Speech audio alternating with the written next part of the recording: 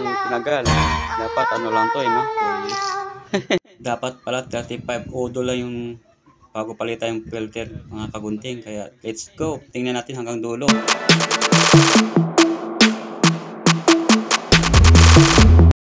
Ayan na mga kagunting, habang binabawasan ni kuya yung gas ko kasi nagpa-full tank pala ako niya bago ako pumunta sa kanila.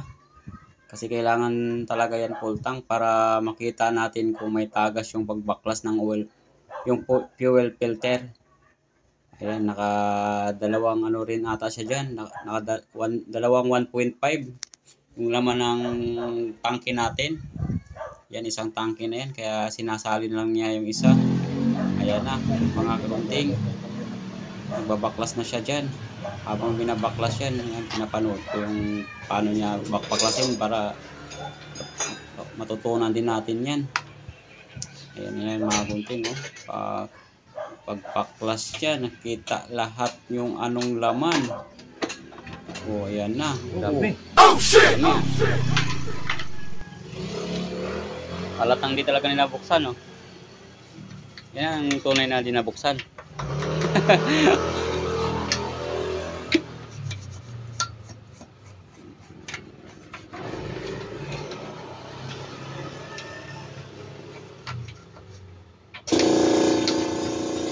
Lalagyan mo ng hose yung kanyang ano. Pagka mo ng hose.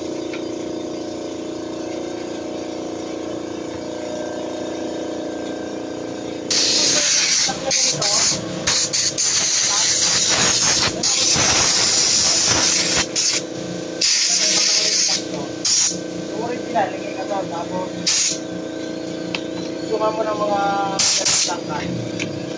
Isa rin tong cause mga kagunting sa pagbabagal ng takbo ng ano mo pag barado na yung fuel filter nyo. Kaya paki-monitor na rin nyo yan yung FI nyo mga kagunting. Okay, that is it.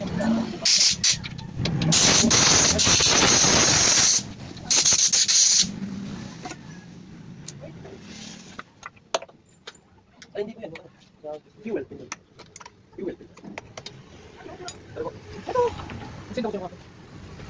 Pero original, di ba? Parang dyan.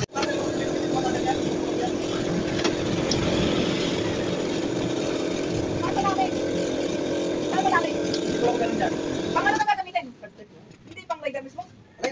Basta card type, pare-pareho yung filter niya. Fuel filter. Pero kasi kung itong Honda. Oo, Ay, nga tatanong sa'yo. card type nga eh. Di ba? Ano ba yan? Card type? Oo. Card. Eh, lighter yan ah. Oo nga. Card nga pare-pareho nga. Card. Ibang FI.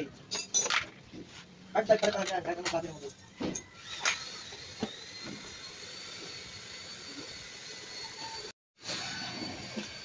Dalawang dangkal po.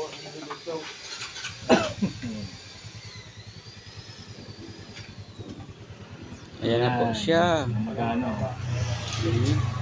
Kaya kailangan talaga palitan eh. Oh, ang dumi na. Kulay lumot na oh. Tatataniman na ng kamote Kulay lumot na oh. Grabe Yan ang tunay na tataniman ng kamote. Yan na po siya mga kaibigan. 4 years lang tinagal. Dapat ano lang to no? 4 years. Dapat 35 Ayan mga kagunting, pinalitan rin natin yung kapit yan para masikip. Napkin. Kaya yan pala yung sinabi ni ate, napkin. Bago din to eh. Kagunting, palit kapit rin tayo sa taas dyan. Yan na po.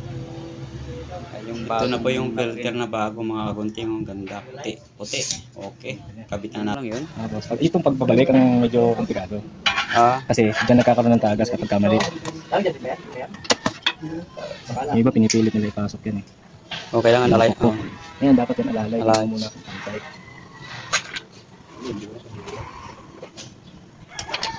Hindi yung basta-basta lang pinapasok no. Yung iba nabubuo eh. Oo, pasok na pasok eh.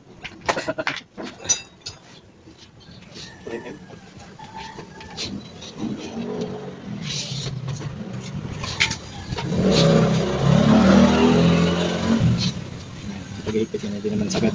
Paunti-unti.